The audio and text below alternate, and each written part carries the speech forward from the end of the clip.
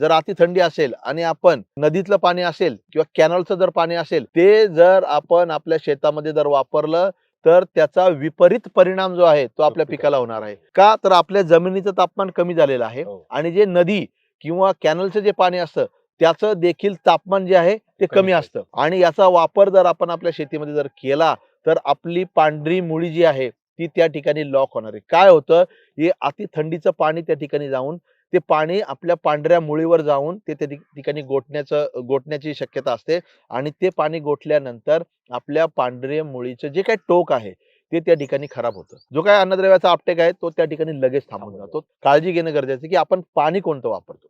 या ठिकाणी आपल्याला जर पाण्याचा वापर जर करायचा असेल थंडीच्या कालावधीमध्ये तर आपल्याला विहिरीचं पाणी असेल किंवा बोरवेलचं पाणी, जे बोरवेलचं पाणी असतं ते जवळजवळ आपलं 300 फूट 400 फूट खोल असतं आणि त्या ठिकाणी ते पाणी थोडंसं तापमान त्या ठिकाणी जमिनीचं असेल ते उष्ण असतं आणि असं पाणी जर आपण आपल्या शेतीमध्ये जर अशा थंडीच्या कालावधीमध्ये जर वापरलं तर निश्चितच त्याचा जो फायदा जो आहे तो आपल्या पिकाला त्या ठिकाणी होणार आहे. आणि शेतकरी बंधूंनो, पाणी वापरण्याची वेळ जी असेल ते दुपारच्या वेळेमध्ये. तुमच्या भागामध्ये जर टेम्परेचर 10च्या आसपास जर गेला असेल तर तुम्ही पाण्याचा वापर शक्यतो टाळायचा आहे किंवा कमी करायचा आहे. तो किती कालावधी किंवा किती दिवसापर्यंत ते तुमचं टेम्परेचर त्या भागामध्ये राहणार आहे हे तुम्ही जाणून घेऊनच पाण्याचा वापर जो आहे तुम्हाला त्या ठिकाणी करायचा.